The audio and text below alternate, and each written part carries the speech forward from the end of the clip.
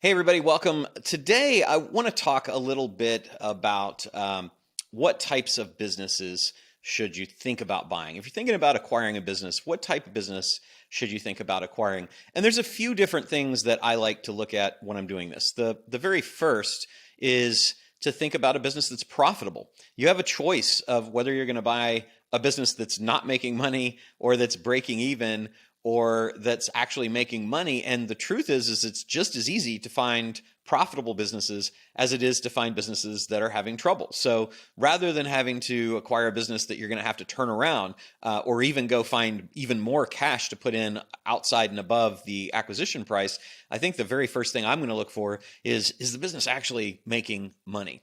The second thing would be to think about there are two types of businesses and there are two types of multiples. Businesses typically sell for a multiple of the profit that they make. And so we have two kinds of businesses that create different types of multiples. One is a business that's owner operated, meaning that the person that is running it is the person that owns it. If that person was to go away, then the business would likely not continue. And that's most businesses, I would say. The majority of businesses are owner operated. Somebody founded it. They're wearing all the hats. They are the CEO. They are the person that does the work. They're the person that keeps everything up, all of that kind of stuff. And in those owner operated businesses, we go with a multiple of the profit that's called SDE.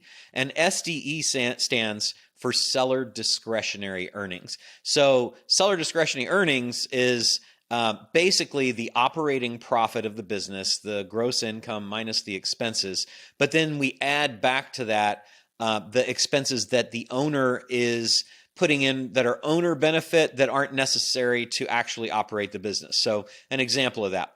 What about the owner that has their car paid for by the business, or the owner that has their personal computer paid for by the business, or their trip that they take? Maybe it's a family trip and they write that off on the business. These are all fairly common things that are at least quasi-justifiable, and so they're not necessarily bad in terms of the company books are messed up in a bad way, but they do tend to deflate the profitability of the business because they overinflate or they overstate expenses with expenses that you don't actually have to pay. If somebody comes to buy that business, they don't need to pay for the trip. They don't need to have the car paid for, and they don't need to have their computer bought from there. They might choose to, but so what we do is we add the back to the income, the things that are the owner benefits. So those expenses the owner's taking over and above. That would also include sometimes the owners might be paying themselves more as a salary than it would cost to hire a professional manager and put that person in. So that'd be like if the owner's paying themselves $200,000 a year, but we could find a manager for $80,000, then there'd be $120,000 that would go back onto the profit for determining what is SDE. Now, SDE is owner operated with professionally managed businesses, meaning that the owner can leave for any amount of time and the business is going to continue to do fine. Those are professionally managed businesses, and we use a different statement of profit to calculate multiples to determine what's the valuation of a business like that. For those businesses, we use a term called EBITDA. And that's basically an acronym of the initials EBI, T, D, and A, which stands for earnings before interest, taxes, depreciation, and amortization. So why do we have this fancy thing called EBITDA? Why don't we just call it profit? Well, when we determine what the actual, from an accounting standpoint, what the net income, that's what accountants call the profit of a business, is, we're going to take out expenses for interest that might even be related to the acquisition itself, or they might be related to capital equipment or capital expenditures for assets that aren't necessary. Like you have to have them to run the business, but it's not really fair to include those in operating margin because they're not typical operating expenses. They're acquisition expenses, right, of capital assets, assets that we're going to ultimately depreciate. So the interest on those we take out, and we add it back to profitability. That's why it's earnings before.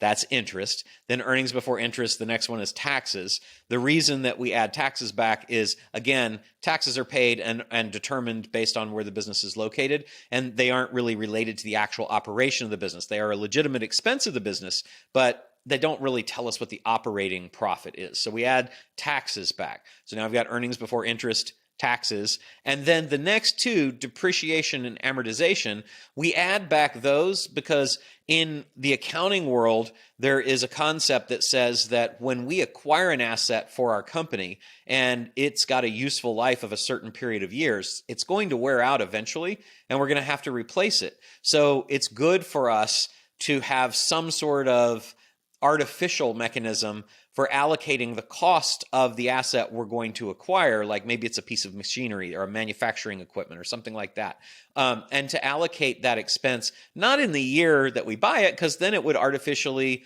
overinflate expenses by a whole lot. We'd have very erratic profitability if we did that. So what the accountants have decided to do, and they're able to do this for tax purposes too, is to depreciate, meaning to say there's a useful life for that asset, and we're going to take a deduction equal to the value or the cost of the asset divided by the number of years of its useful life. So an asset that cost $100,000, we would divide it by 10 if it had a useful life of 10 years, and every year there'd be a deduction or an expense for $100,000. Excuse me, what did I say? It was $100,000. So it would be a deduction for $10,000 per year, $100,000 cost of over 10 years, and we add that back for EBITDA, earnings before interest, taxes, depreciation, and amortization, so that we can see again what is the actual operating profit of the business. We're kind of looking almost not quite at cash flow of the business, but we're trying to get a real sincere look at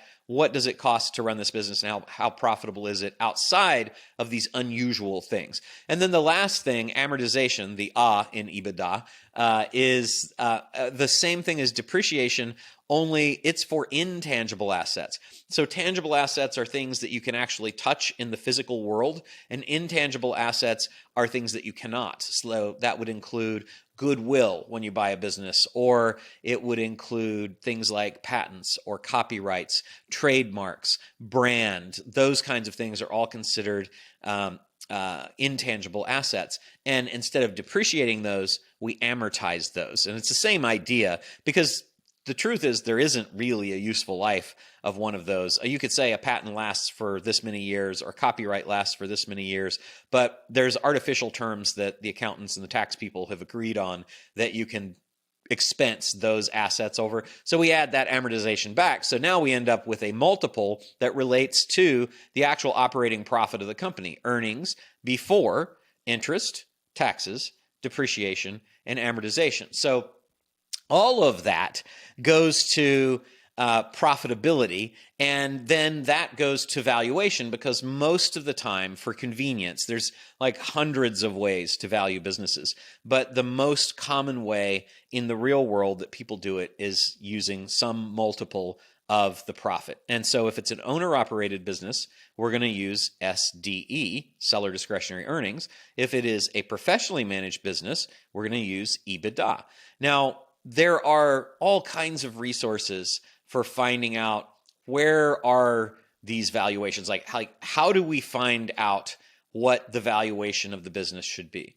And there's a couple ways to do it. The easy way would be to go out and use a paid service, and there are several of those. There's Business Valuation Resources, or BVR, has a whole bunch of comparable companies. So they basically go out, they look and see what did companies like this sell for, similar companies in similar geographic territories with similar amounts of revenue and profit in a similar industry. What did they sell for? And then they'll aggregate those together and average them out and say, okay, well, on average, they sold for this much money divided by their EBITDA, their profitability, and so that equals the multiple that we're going to use to value other businesses. And that's a pretty good guide, right? So that's one that I would recommend that you think about using above other more complicated things.